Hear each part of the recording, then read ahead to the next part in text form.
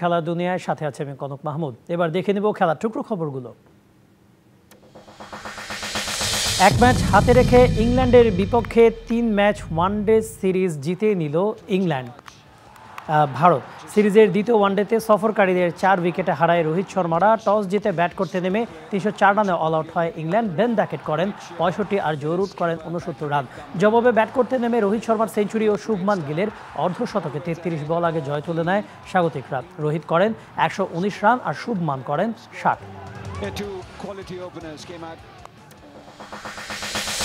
আলোক স্বল্পতার কারণে মাঝপথে আচমকা বন্ধ হয়ে গিয়েছিল ভারত ইংল্যান্ড ম্যাচটি।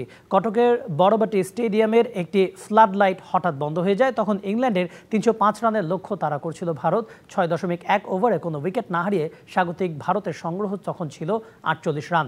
তখনই আলোক বিভ্রাট দেখা দেয়। ফ্লাড লাইটটি 2 দফায় বন্ধ হলে ক্রিকেটাররা কিছুক্ষণের জন্য ড্রেসিং রুমে ফিরে যান, যদিও তার কিছুক্ষণ পরই ম্যাচ আবার শুরু হয়।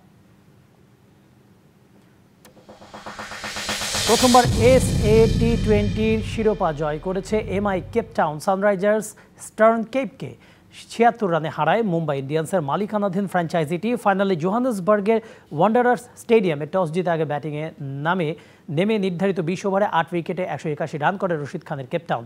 জবাবে খেলতে নেমে 18 ওভার 4 বলে সবকটি উইকেট হারিয়ে 105 রানের বেশি করতে পারেনি সানরাইজার্স।